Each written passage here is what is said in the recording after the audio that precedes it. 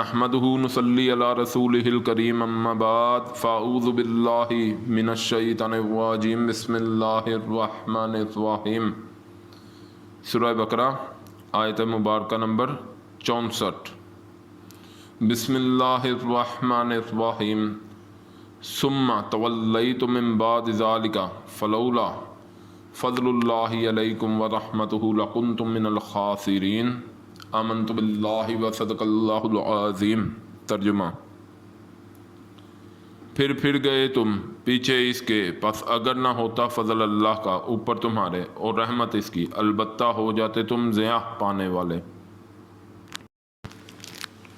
اب یہ اللہ رب العزت بتا رہے ہیں کہ جو قول و قرار پچھلی آیت میں نے اللہ کا شکر ہے کہ نہ چاہتے ہوئے بھی کافی لمبا ہو گیا ٹائم، اس میں نے تفصیلاً اللہ تعالیٰ کی رحمت سے سمجھانے کی بات کوشش کی کہ چاروں نہ چار انہوں نے شریعت کے اوپر راضی ہوئے کہ ٹھیک ہے ہم شریعت پہ موسوی پر قائم رہیں گے، لیکن چونکہ دل میں ان کے ملال تھا اور دل سے نہیں وہ عمل کرنا چاہتے تھے، تو اس آیت میں وہ ثابت ہو رہا ہے کہ پھر گئے تم پیچھے اس کے، جو انہوں نے قول و قرار کیا اس کے بعد شریعت سے پھر گئے۔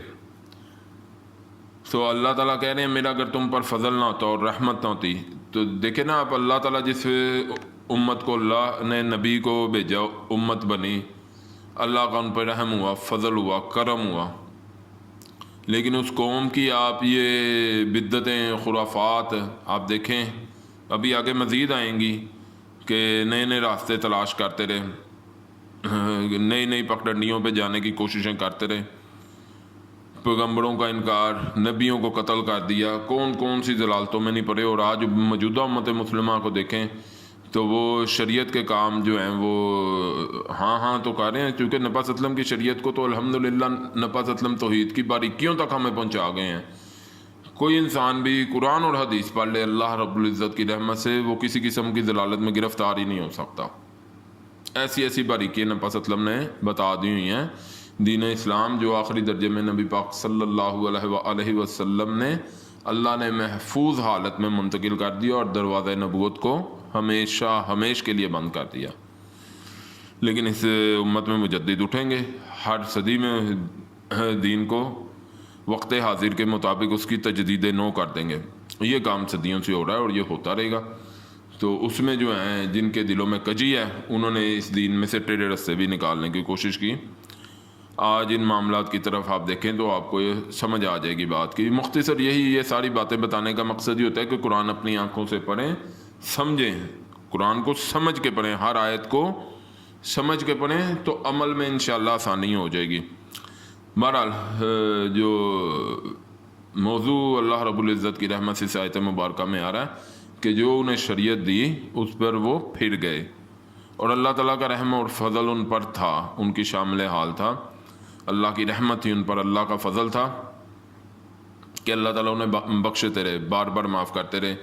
جیسے آج ہم بھی اتنی ضلالتیں اور اس کے باوجود اللہ رب العزت امت مسلمہ نبی صلی اللہ علیہ وسلم کی امت دیکھیں آپ، تو سر کے اوپر سے عذاب آ رہا ہے، بارشیں ہو رہی ہیں، زمین میں زلزلے آ رہے ہیں، کس طرح کے عذاب۔ تو اللہ تعالیٰ نے یہ پچھلی امتوں کی طرح کے عذاب سے ہمیں بھی بچایا ہوا ہے۔ چہروں کا بدل جانا، اللہ معاف کر دیں، اللہ بچائیں ہمیں۔